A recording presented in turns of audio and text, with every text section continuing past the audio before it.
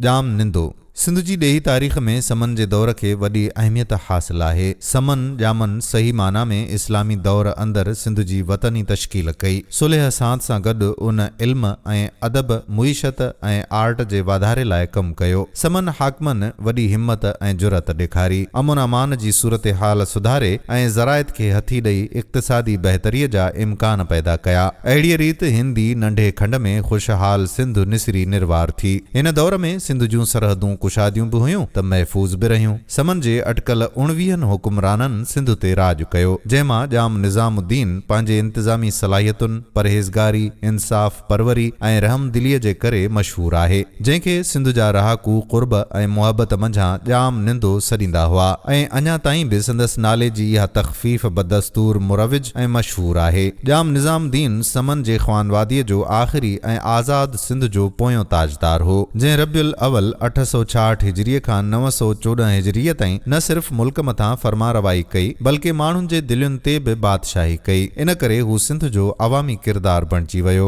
जाम निज़ामुद्दीन भंभो बिन उन्नड़ बिन सलाहुद्दीन बिन तमाचीअ जो पुटु हो। नंढे हूंदे खां ई इल्म जो शौक़ु होसि ऐं अक्सर करे ख़ानकाहुनि ऐं मदरसनि में गुज़ारींदो हो। पाण निहायत वणंदड़ सिफ़तुनि ऐं अख़लाक़नि जो मालिक हो। हद दर्जे जो ज़ाहिद ऐं आबिद हो। जॾहिं सिंध जो हाकिम संजो गुज़ारे वियो, तॾहिं जाम निज़ामुद्दीन तख़्त ते वेठो। हिन जे विहारण ते सभु माण्हू आलिम, सालिह, रैयत ऐं सिपाही मुतफ़िक़ हुआ। तारीख़ मासूमिया वारो लिखे थो त हू निहायत निहठो, ख़लीक़, वणंदड़ सिफ़तुनि ऐं सुहिणनि अख़लाक़नि सां मौसूफ़ हो। कमाल दर्जे जे ज़हन ऐं इबादत जो मालिक हो। हू निहायत बख़्त वारे वक़्तु सिंध जो धणी बणियो। चओ तरफ़ सुलह सांत हुई। संदसि ख़ारजा पॉलिसी न रुगो मुतवाज़िन हुई, पर उहा पंहिंजी कामयाबीअ जी औज ते हुई। हुन कंहिं बि पाड़ेसिरी रियासत सां जंग करण खां सदाईं टारो कयो, एतिरे क़दुरु जो हू हर हफ़्ते पंहिंजे तंबेले में वेंदो ऐं घोड़नि जी पेशानीअ ते हथु फेरे चवंदो हो त अए बख़्तावरऊ, जहाद बग़ैर अवां ते सवारी न कंदुसि, छो त सरहदुनि ते इस्लामी हाकिम आहिनि। दुआ करियो त शरई सबबनि खां सवाइ किथे बि न वञा ऐं न वरी ॿी का हस्ती अचे, मतां मुसलमाननि जो खून बिना ॾोह वहे ऐं अहिड़ीअ तरह अल्लाह सुब्हानहू व तआला वटि शर्मिंदो थियां। जाम नंदे ठट्टे नगर खे नए सिर अॾायो ऐं हिन शहर खे तहज़ीब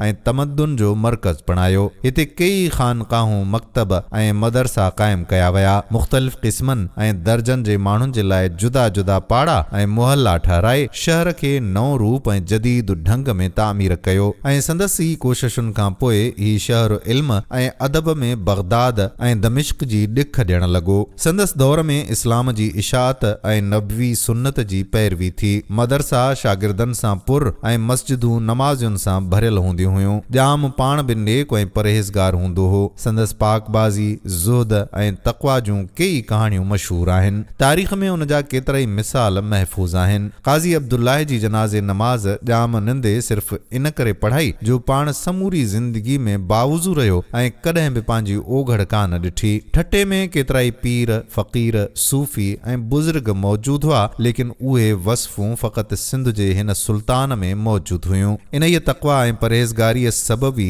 हिक रिवायत मुताबिक़ पीर मुराद शिराज़ीअ जी नमाज़े जनाज़ा बि जाम ई पढ़ाई हुई। जाम निंदो सिंधी इतिहास जो मिसाली बादशाह ऐं हाकिम हो। संदसि दौर में अवामी ज़िंदगीअ में इत्मीनान हो ऐं हारी तोड़े पोरियत मुल्की मुईशत जे वाधारे जे लाइ कोशां हुआ। ज़राइत में बहितरी आणे ऐं वणज वापार में वुसअत पैदा थी। संदसि ज़माने में केतिराई वाह खोटाया विया ऐं इन रीति समूरी सिंध सरसब्ज़ ऐं ख़ुशहाल थी। हिन दौर में सिंध जो वापार बि वधी औज ते पहुतो ऐं अहिड़ीअ तरह हुन जे ज़माने में आम माण्हू आसूदी ऐं ख़ुशहाल ज़िंदगी गुज़ारण लॻा ऐं हर महीने जे पोएं जुमे ऐं पहिरें सूमर तोड़े 14 राति ते मकलीअ जी टकरीअ ते मेला लॻंदा हुआ। पीर सदरदीन शाह राशिदी लिखे थो त जाम निंदो निहायत ई नेक किरदार ऐं गुफ़्तार जो सचो, मुंतज़िम, जरी ऐं ख़ुश इज़हार सुल्तान हो। जाहो जलाल, शान ऐं शौकत, तदब्बुर, ख्वाह फ़हमो फ़रासत में संदसि सानी ॿियो कोन थो मिले। संदसि अध सदीअ जी हुकुमरानी सिंध लाइ सची पची रहमत साबित थी। मुल्क में अमन अमान हो, ख़ैर ऐं बरकत जो जवाब ई कोन हो। सिंध जा माण्हू सुखिया सताबा हुआ। दीनदारी ऐं दुनियादारी मुल्क में ॿई गॾो गॾु हुयूं। दीनी ऐं दुनवी इल्मनि जी इशात सिंध जे चइनि ई कुंडुनि इंतहाई उरूज ते हुई। मदरसा ऐं ख़ानकाहूं आबाद, राज ऐं रैयत, अमीर ख्वाह सिपाही सभु आराम ऐं आसाइश में हुआ। जेसीं पाण ज़िंदह हो तेसीं कंहिं बि धारे खे हिम्मत कान थी जो सिंध ॾांहुं मंदी अख खणी निहारे। ऐं ज़ाहिर आहे त अहिड़े हुकुमरान लाइ पंहिंजी रैयत जा हथ बारगाहे इज़दीअ में सदाईं दुआ लाइ उथंदा हूंदा। ऐं दुआ आहे बि त नेक तमन्ना जो ॿियो नालो जॾहिं हाकिम अवाम लाइ नेक तमन्नाउनि जो तालबु हूंदो आहे त अवाम बि ख़ुशि थी उन खे दुआऊं ई ॾींदो आहे। सिंध जे अवाम ॼाम निंदे लाइ सिर क़ुर्बान करण खां बि कीन कीबायो। ऐं जॾहिं शाह बेग अरगून हुन जे ॾींहंनि में ई सिंध ते हमिलो कयो तॾहिं हिन अवाम में मक़बूल बादशाह खेसि अहिड़ी त शिकस्त ॾिनी जो हुन खे वरी जुरत न थी जो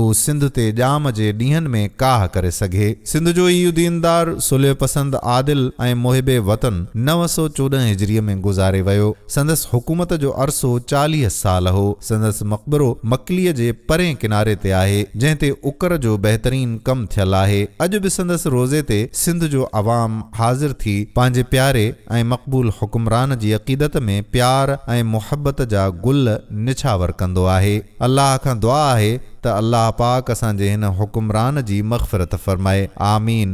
दोस्तो, वीडियो पसंदि आई हुजे त पंहिंजे दोस्तनि सां शेयर ज़रूरु कजो। ईंदड़ वीडियो ताईं पंहिंजे मेज़बान क़ादिर बख़्श कल्होड़े खे ॾियो इजाज़त। अल्लाह वाही।